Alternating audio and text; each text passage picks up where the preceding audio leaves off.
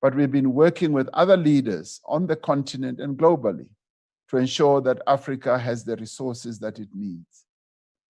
Now, a few days ago, I was in discussion with President Xi Jinping of China to secure diagnostic supplies that we need, because as you will have heard, we are running short of test kits.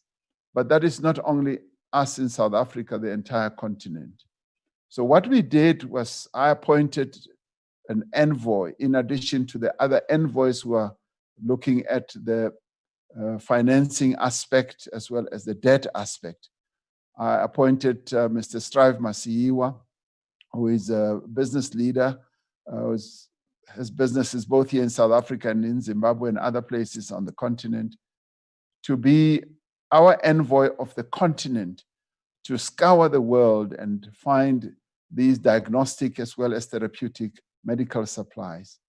And we've been able to have a great success just in the past few days of getting the suppliers in China, with the intervention of President Xi Jinping, to agree that they will make available up to 30 million test kits for us on the African continent.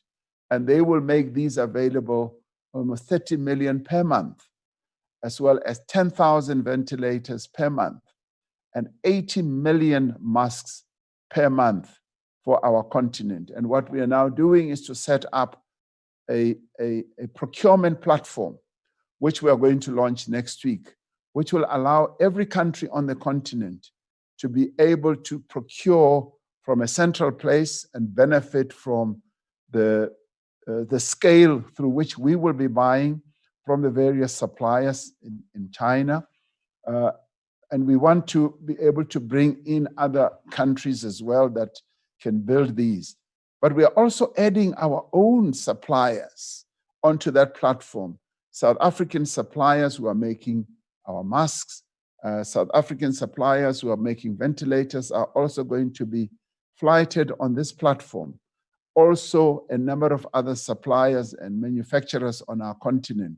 So we're building a huge platform that is going to be able to enable countries on our continent to acquire these diagnostic as well as therapeutic medical supplies with greater ease. And as we launch it, we will also explain how the procurement process will work, the financing that we are mobilizing, that countries that may not have the necessary finance should be able to